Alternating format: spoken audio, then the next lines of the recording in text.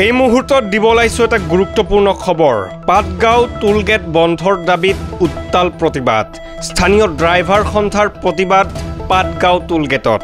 কোকৰাঝাৰ জিলাৰ ২৭ নং ৰাষ্ট্ৰীয় ঘাইপথৰ চেৰফানগুৰিত স্থানীয় ড্ৰাইভাৰ সন্থাৰ প্ৰতিবাদ।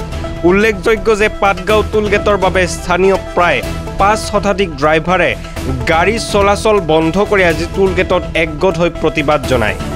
মন কৰিবলগীয়া কথা যে উক্ত পাটগাঁও টোলগেটৰ পৰা গোসাইগাঁৱৰ তেলিপাৰা টোলগেট মাত্ৰ ৩৫ কিলোমিটাৰ। চৰকাৰী নিয়ম মতে প্ৰতি ৬০ কিলোমিটাৰৰ অন্তত এখনহে টোলগেট থাকিব লাগে। উল্লেখযোগ্য যে ইয়াত ৬০ কিলোমিটাৰৰ অন্তত দুখনকৈ টোলগেট ৰাইজক জ্বলা খুৱাইছে। স্থানীয় বিধায়ক, জিলা আয়ুক্ত আদি সকলোকে ৰাইজে লিখিত অভিযোগ দিয়ে যদিও বিষয়টো কোনো ধৰণৰ গুৰুত্ব প্ৰদান কৰা নাই। উক্ত পাটগাঁও টোলগেটখন বন্ধ কৰিব লাগে, নহ'লে স্থানীয় গাড়ীবোৰৰ ক্ষেত্ৰত মাচুল বন্ধ কৰিব লাগে বুলি দাবী জনায় স্থানীয় ড্ৰাইভাৰ সন্থাই।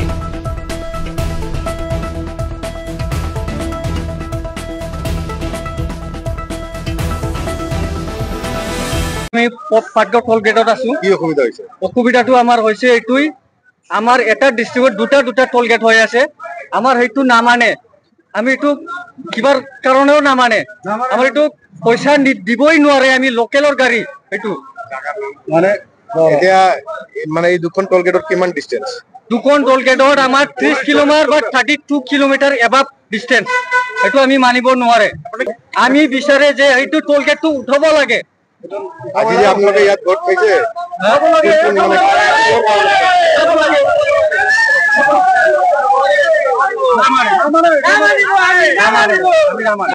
পোৱা নাই। 3 দিন হৈছে আজিলৈকে গাড়ী চলাব পৰা নাই। আমি দুখীয়া মানুহ হয়, আমি হাজিৰা কৰি খাওঁ। আমি এতিয়া 3 দিন হৈছে গাড়ী চলাব পৰা নাই, কি কৰি খাম আমি? এইটো ৰাস্তা যদি ব্লক হৈ থাকে আমাৰ কাৰণে, আমাৰ বহুত অসুবিধা হৈ আছে এতিয়া।